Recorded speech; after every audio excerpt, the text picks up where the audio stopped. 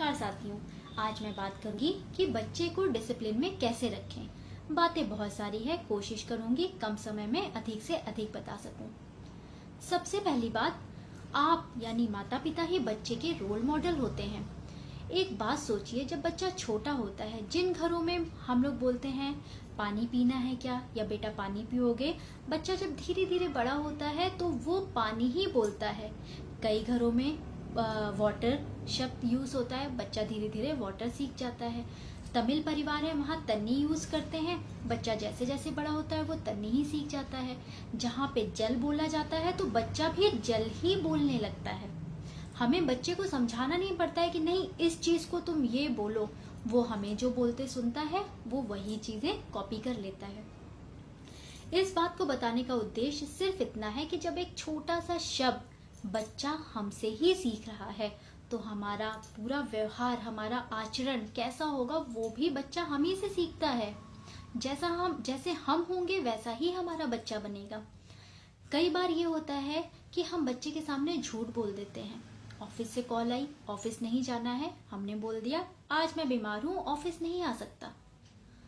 बात बहुत छोटी सी है, हमने इस चीज को गौर नहीं किया कि हमारा बच्चा हमसे ही झूठ बोलना सीख गया। मैं मानती हूँ कई परिस्थितियों में झूठ बोलना पड़ जाता है।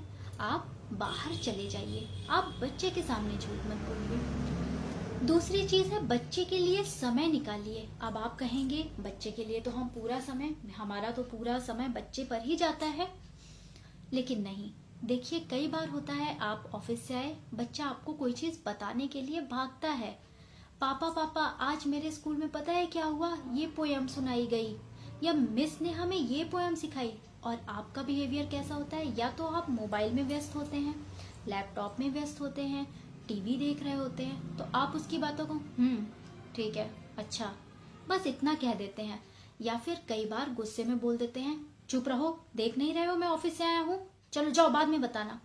एक बात सोचिए, जिस तरह आपके लिए आपकी बातें जरूरी होती हैं, आप उन्हें दूसरों से शेयर करते हैं, उस बच्चे की दुनिया तो वही छोटी सी दुनिया है ना।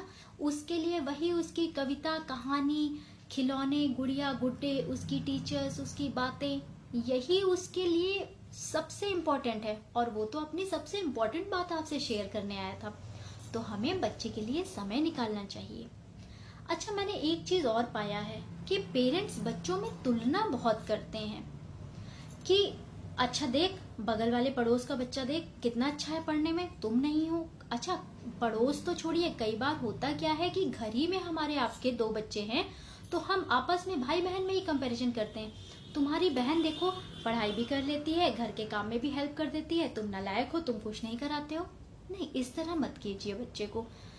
हम बच्चे को बच्चे की खूबी से परिचित कराएं।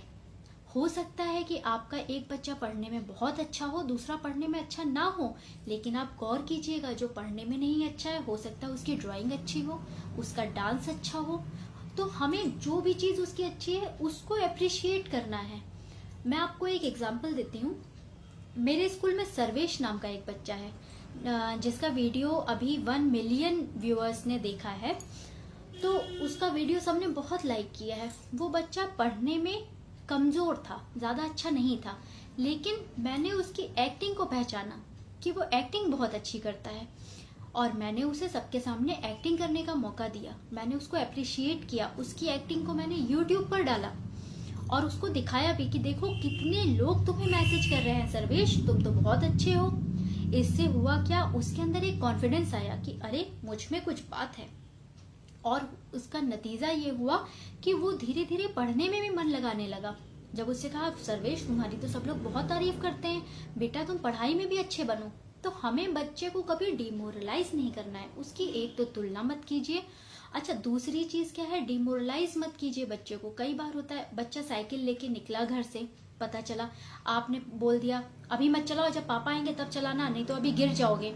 हो सकता है बच्चे का उस समय चलाने का मन हो, उसने आपकी बात को थोड़ा अवॉइड कर दिया और चलाने लगा, और वो गिर भी गया। और जब गिरा, बस आप शुरू, कहा था ना गिर जाओगे, और गिर ही गए, यही हुआ। आप उसे हतोत्साहित मत कीजिए, इससे बच्चे का उत्साह कम हो जाता है, वो चीजें करने से डरने लगता है। कई घरों में मैंने पाया है कि वो बच्चे को डराते धमकाते बहुत हैं। अब जैसे यही वाली बात है साइकिल वाली, अब उसमें कई माएँ क्या कहेंगी, आने दो पापा को बताती हूँ, मैंने बोला था ना साइकिल लेके मत जाओ, पिटवाऊंगी पापा से। क्यों डराना धमकाना?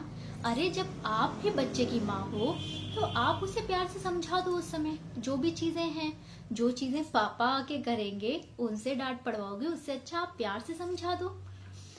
अच्छा, एक बात और है कि हमें बच्चे को रिस्पेक्ट देनी चाहिए। जब हम बच्चे को रिस्पेक्ट देंगे तभी बच्चा हमें रिस्पेक्ट देगा।